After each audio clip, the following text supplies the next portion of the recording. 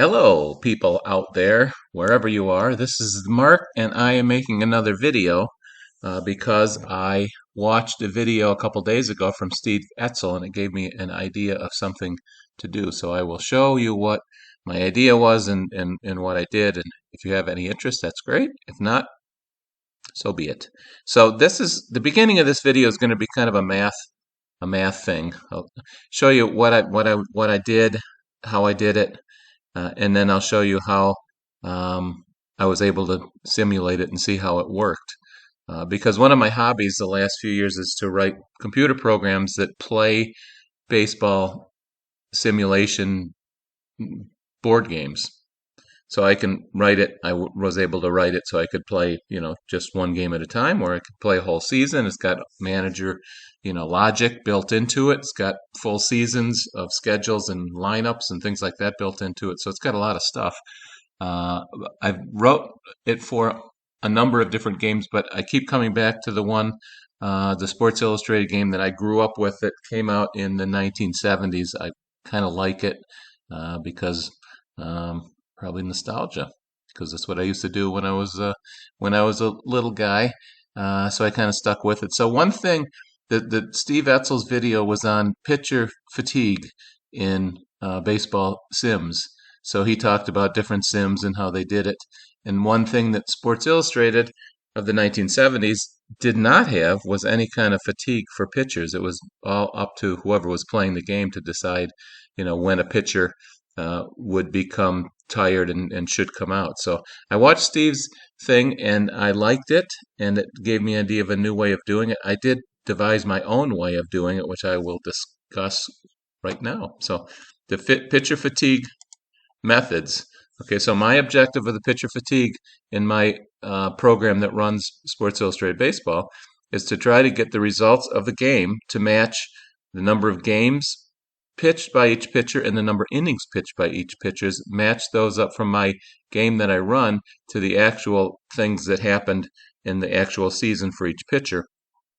Now, the number of games, I am able to do it fairly closely because when my computer manager makes a decision to make a relief pitcher into the game, it uses a ratio of that team's actual pitchers and how many relief appearances each pitcher has, and kind of does some math there and figures out, who the relief pitcher should be. And it comes out kind of close. But for my innings pitched, I did another thing that my original method here in my spreadsheet is what I did is I tracked in my game how many walks and runs and hits the pitcher gave up while he was in the game. And when a starter reached 16 and when a reliever reached 5, I assumed that it was fatigue and that pitcher had to be replaced. Now, the problem with that method is I have, any starter in the league reaching 16, he comes out, and that's not, how it actually works in real life. So what I watched Steve Etzel's video, and he showed me how Avalon Hill Company did it, one method, and that's the starter ratio and reliever ratio. It's similar to how he did it, but they have a different number for each pitcher. So when a pitcher reaches his SR or his RR, he's replaced due to fatigue. So I like that because each pitcher has a different number that would define when they would come out of the game. So the formula Steve put in his video is you take the pitcher's ERA multiplied by 1.75, then you add that number to hits plus walks plus hit by pitches divided by games, and that you come up with an SR for the starting pitcher, or an RR for reliever only.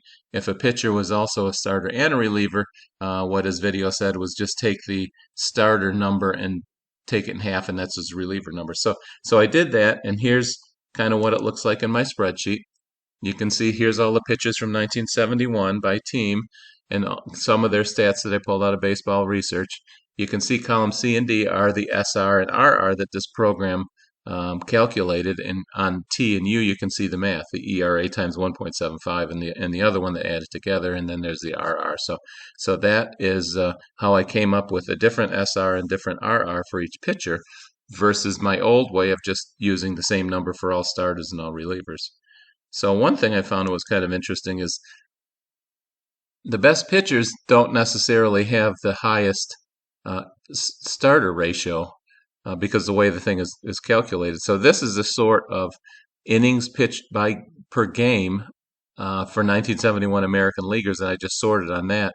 And it also has the SRs and the RRs that I calculated in the spreadsheet. And you can see Vita Blue and Wilbur Wood have 11s. So once they reach 11, they're going to come out of the game due to pitcher fatigue, and some of the other pitchers have higher numbers. My 16 number is, kind of, in the ballpark that I use for all the pitchers, but now I'm going to use a different number for each pitcher. And then you would think that the best pitchers would have a high number, but that's not true. The best pitchers have the lower numbers. Here's the pitcher with the highest number. Here is this guy, Pete Ham of Minnesota. He only pitched in 13 games, but his SR is 18. So he's going to stay into the game until he gets up to 18 hits and walks and hit by pitches and runs. So that's how that works. I did the same thing for National League. So there's the numbers that came up by each team, and then the way that I tested it is here. This is the Pittsburgh Pirates pitching staff in Sports Illustrated. The top section here. These guys are in the game. These guys are not in the game, but actually pitched for Pittsburgh that year. So that's something that's a little bit of a challenge. But here's their data from 1971. So Steve Blass pitched 240 innings. Here's the SR and RRs that I came up with those pitchers. So Steve Blass is 14. And then I ran 5 complete seasons using my game, and I'll show you how that would look and how that would work once I get through this. And I came up with, and then I tracked how many innings pitch each pitcher pitched for the whole season, and I average it. So here's the 5 seasons I ran, and then here's the average. So you can see in my game, the average for Steve Blass, he pitched in 234 innings in my game versus the 240 that he pitched in real life, and you can go down and see that it's not so far off. Doc Ellis was 227 in my game and 226 in real life, actually 226 and 2/3. Bob Johnson was close. Luke Walker was close. Where it kind of comes off a little bit is the relievers, and that's because there's always some relievers that pitched in real life that aren't in the game. So the innings pitched for the pitchers that are in SI in real life were less than what they would be in SI because somebody has to pitch. Here's 5 pitchers that aren't in the SI game that pitched, and they pitched 81 innings between all 5 of them. So those 81 innings have to get spread over pitchers that are in the game, making their innings pitched a little bit higher than what they, really were in real life because they're pitching more games. They have to pitch these guys games that aren't in the SI game. So you can see Bryles is a little higher. 130, or not, that's a bad example. Mudcat Graham is 97. Bob Veal is 90 versus 46. Dave Gosti is 110 versus 86. So this is the new method with the Avalon Hill way of doing it that Steve showed me. Here was my old way where every starter is 16 and every reliever is 5. You can see it not terrible, but it's not quite as good. So the new method is better than the old method through this exercise I did. So I'm happy about that. And now let me show you what my game looks like, and then how this would look in my game. The new way of doing things. So here's my game. Those are all the seasons that I have built in. 3 seasons have the actual cards data from the game that SI put out, and then the other ones I got from Pete. He figures out how to do the actual new seasons for old games. So I'm going to go to 1971. I will play a game against the computer. Okay. I will play the Pittsburgh Pirates against the Atlanta Braves. That's the playoff game. So that's the game I'll pick. I'll say yes to that. I'll have the computer manage the Pittsburgh Pirates, and I'll manage the Atlanta Braves. So I have to pick my starter. I'll pick Phil Niekro. I'll pick Phil Niekro. You can see there's the SRs of the starters, 13, 15, 15. So I'll pick Phil Niekro. The computer picked Doc Ellis to start for the Pittsburgh Pirates. So I said, hey, yes to that. Here's the Pittsburgh Pirates manager from the computer. That's who he's going to start. That's probably maybe the starting lineup from the first game because there's no games yet in this run. Here's my Atlanta Braves team, my batters. I'm just going to go ahead and let the computer pick up a lineup up. So there's the lineup that I will use for the Braves. And I say yes to that. Now in my game, you can see the dice or not see the dice, or hear sounds or not hear sounds. I will. I will do. I will do dice with no sounds, just so you can see it. Now here's something I added is the Sports Illustrated scorecard. So each half inning, it updates it and shows the person who's playing the game. So here's Atlanta Braves. I won't go through how the game works, but up at the top you see the first line is the pitcher, Phil Niekro, and the second line is the batter, Dave Cash, against a right-handed pitcher because Phil Niekro is right-handed pitcher. And you can see under Phil Niekro is his starting ratio of 13, and that'll go down every time he lets up a hit or a walk or a hit by pitch or a run. So I'm going to go through the game fairly quickly and not spend a lot of time on it, but it rolls the dice for the batter, um, for the pitcher, and then it rolls the dice for the batter. So Dave Cash got a single. He rolled a 23, and a 23 for him is a 1 in parentheses. So he got a single, and you'll see that Phil Niekro's fatigue went down by 1. And then I'll just go through here fairly quickly. There's a ground out. Roberto Clemente comes up. There's the pitcher X chart. It's a wild pitch so Kleins moves to second. Roberto Clemente, there's a pitcher roll, and there's Roberto's roll. He grounds out with a 14. And Stargell comes up, a 35, and then a 23 is ground out. So that's the end of that inning. So there's my scorecard updated for the top of the first, and Atlanta comes up. There's Doc Ellis. He's 14. So Sonny Jackson flew out. I'm hoping that we get some hits so that these fatigue things can come into play. There's a leadoff trip by Sanguian. Come on, let's score him so that we can get his fatigue down. There's a ground out. Okay, 2 outs. Gene Alley's going to have to knock him in, and he does not. So that didn't help. Doc Ellis is still at 14. Doc Ellis has a 1-2-3 inning, you can see. The green box means it was a outstanding defensive play based on the defense of the other team, and then a red box is a pitcher determined out. Okay, Doc Ellis leads off with a strikeout. There's a single for Cash, so Niekro's down to 10. That's good. My computer manager steals bases and bunts and make managers running decisions and all those kind of things. So it's decided that Dave Cash is going to steal. It rolls a 26, and you can see there's the steal chart for a 2-runner, and the 26 is in the yellow box and it's green. So there's a stolen base for Cash. There's a single, good for Gene Kleins, and Cash scores. So that means that fatigue number went down by 2 because there was a single and a run on that play. Here comes Clemente. He walks. So now Phil Niekro's down to 7. There's a fly out from Stargell. Sanguian flies out also. So there we are. And here comes the bottom of the third. Clete Boyer strikes out. There's a pop-up and a line drive single for the pitcher. So Ellis is down to 13. Started at 15, I think. And there we are through 3 innings. Here's Phil Niekro. There's a single, so he's down to 6 now. There's a fly out, stays at 6. There's a home run. So that is going to be 2 runs and a hit. So his Niekro's 6 for pitcher fatigue goes down to 3. There it is, 3. Okay, so here we go. Doc Ellis strikes out. Dave Cash comes up again. Cash single, so he's down to 2. We're getting close to his fatigue level here. Only the 4th inning. He's let up 7 runs and 3 hits so far and scattered some walks in there. So there's the end of the top of the first, the top of the 4th. Here comes Ralph Garr. He singles. There's a Hank Aaron fly out. There's a fly out. There is a fly out. So here we are, and Niekro's down to 2. And there's a ground out, so it stays at 2. There's a single, so he's down to 1. One more hit or run or anything, and he's going to have to be replaced due to fatigue. And there is a double play, so he stays in. Felix Millan singles. Ground out. And a ground out. And another single, so Ellis is down to 10. All right, here we go. Phil Niekro's down to 1. Bob Robertson rolls at 33, and he's out.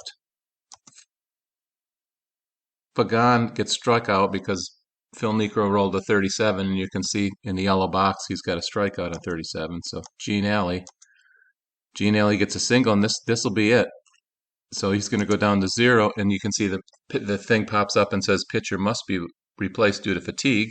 So it forces the player to put a new pitcher in. So I will go ahead and pick Jim Nash. So I bring in Jim Nash because of fatigue on my starter, Phil Niekro, and the game goes on.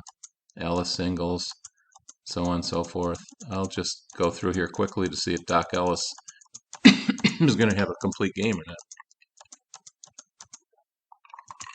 Usually I would be pinch hitting for my pitcher and doing that kind of stuff, but I'm not going to slow it down to do that. 4-0. There we are after 7 innings. It's Pirates 4, Atlanta 0. Here we go with Jose Pagan. He walks. Jim Nash is down to 3, so he may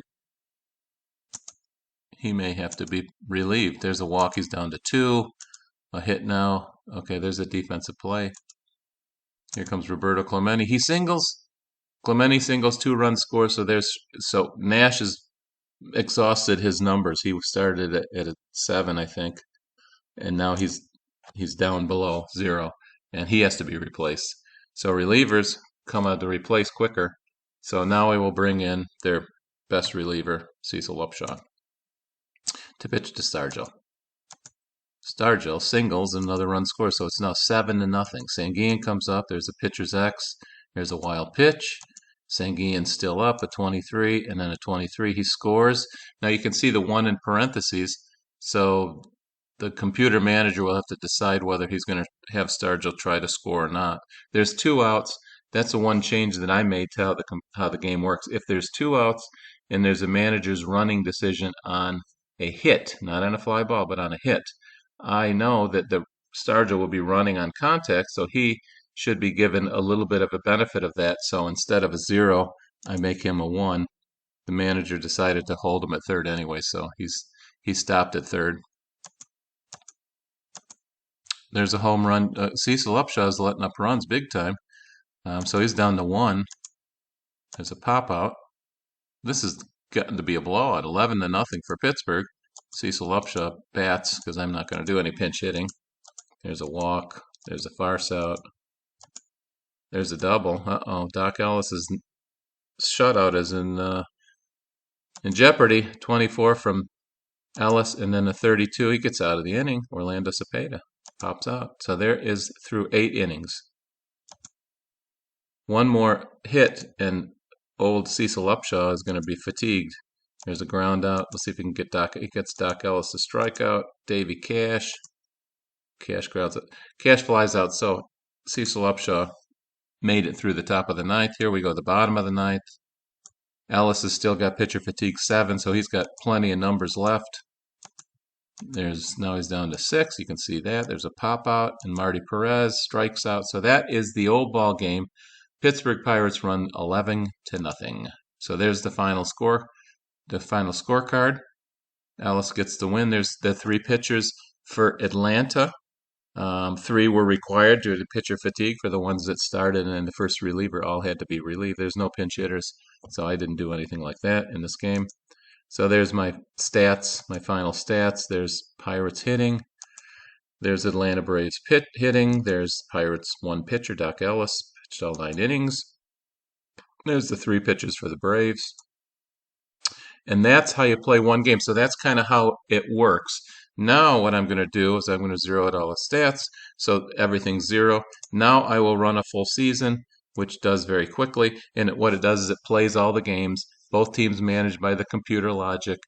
Both teams starting with their starting lineup. And we can see how that innings pitched and games pitched and that kind of stuff look. So I'll go ahead. It finished. So here's what happened. The Pirates won the East with 102-60.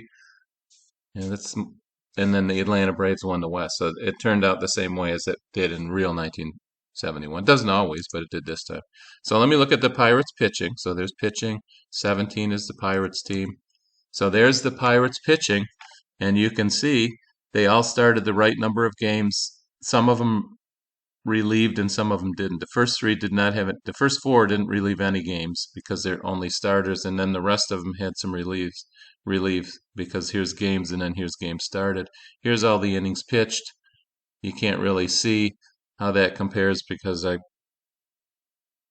don't have the spreadsheet, up next to it. But that's what I did. I did that 5 times, and then I calculated the average of the 5 runs for the Pittsburgh Pirates, and that is what I compare. Let's just see. Doc Ellis, 220 innings. Let's just look at that one, Doc Ellis. So Doc Ellis, here he is.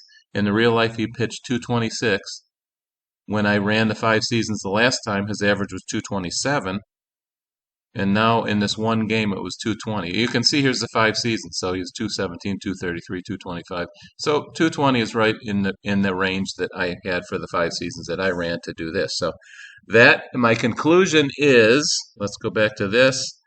My old method of just taking them out after they reach 16, if any starter at all, always 16, and every reliever always 5, worked pretty good for number of games pitched. Because it forced relievers into the games. It didn't let starters pitch the whole game. But it wasn't as good as the new method, where each pitcher has a different preset starter rating or reliever rating or both, and then the in-game decisions are based on those. So every starter has his own, you can see every starter has his own starting ratio and relief ratio if he's a reliever. He has both if he's a starter and a reliever. If he's only a reliever, he just has the reliever ratio. So my conclusion is this method here is better. So that was a lot of work for that, which is probably meaningless to most people, but interesting to me. I think my game that I wrote and that I play is now a little bit better. And maybe some of you out there would have some interest in what I did. With that, I will say have a nice day, and maybe I will talk to you again with a future video.